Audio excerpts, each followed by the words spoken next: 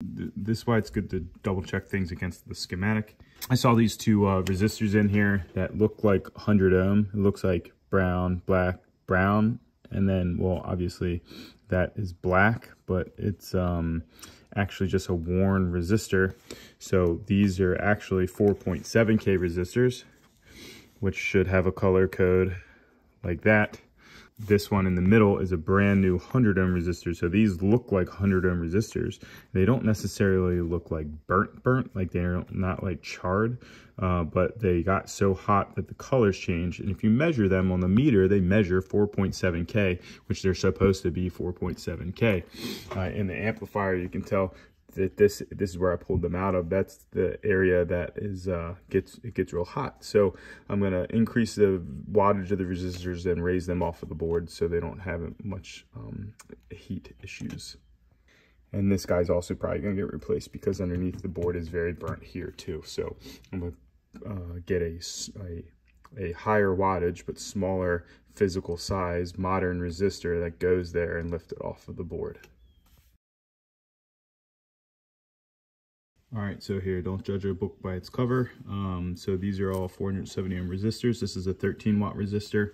Oh, here, let's put it in comparison. So that's a 13 watt resistor. This is a 7 watt resistor. This is a 6.5 watt resistor. And this is a 7 watt resistor, which is smaller than all of them. It's a different composition, and it says W22 on it. And you would think wattage 22 or something, or wattage 2.2. No, that's not. It's just like the model name of the resistor or something.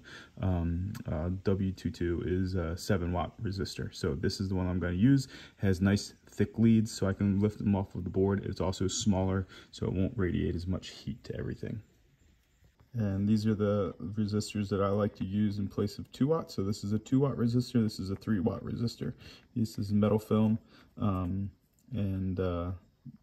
it's about the same size as that 2 watt resistor. So that's why I like to use these. And then for the high watt resistors, I usually use these ohmites, or I forget what, I think these are some kind of, I think these are Vishay brand. They're nice. It's a lightweight resistor. This is a little bit heavier. This is heavier, but anyway. Resistor Talk. All of the things that come along with heated resistors that get too hot. So you got a bad solder joint. That could be from the heat, or it could be just from previous attempt at resoldering.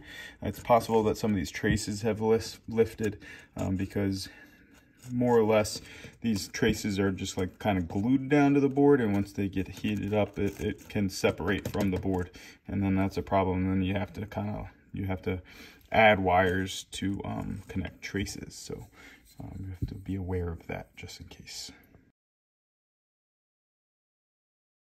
So I had to move R52 under the board because the traces were burnt underneath. The traces here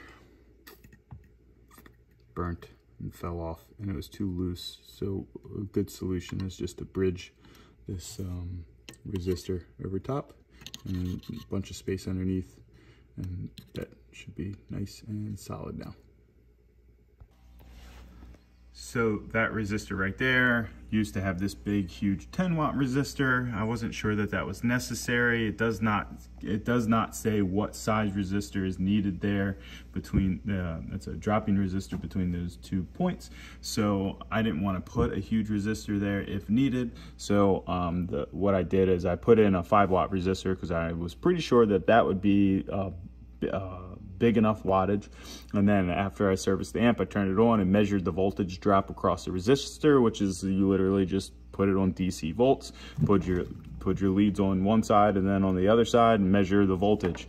It's 14 volts, so it's a 14 volt voltage drop.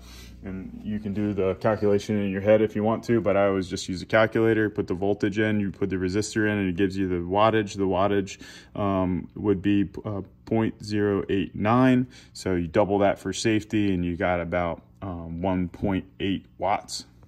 1.8 watts, so you need like a 2 watt resistor. I used the 5 watt resistor, and should be good to go.